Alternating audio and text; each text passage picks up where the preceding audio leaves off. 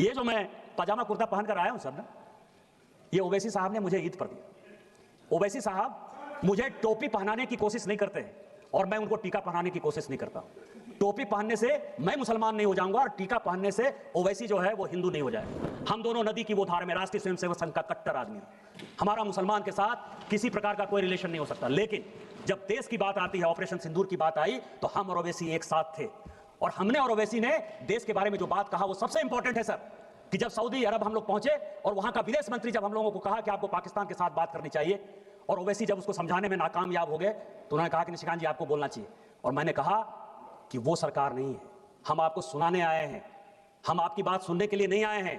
मनमोहन सिंह नहीं है हम कि 2008 में मुंबई बम ब्लास्ट हो गया और आपके कहने पर इसी सऊदी अरब के दबाव में, इसी अमेरिका के दबाव में, शर्म शेख में आपने जाकर समझौता कर लिया, एग्रीमेंट हो गया। पहली बार भारत सरकार ने कॉम्प्रोमाइज करते हुए यह बता दिया कि बलूचिस्तान में जो कुछ हो रहा है वो भारत सरकार का उसमें योगदान है। हम वो घटिया आदमी नहीं है। यदि हमारे आदमी को आपने मारा है तो हम मारेंगे। आपको पाकिस्तान को समझाना है तो समझाइए। हम और ओवैसी ने कहा, क्योंकि जब ये नदी चलती है सर, हम नदी की दो धार हैं, लेकिन नदी गंगा सागर में जब मिलती है, समुद्र में मिलती है, तो वही भारत में अनेकता में एकता होती है। हम भारतीय हैं पहले और यही बात कहने के लिए हम और ओवैसी साथ गए थे। तुम किस हिंदू मुसलमान की बात करते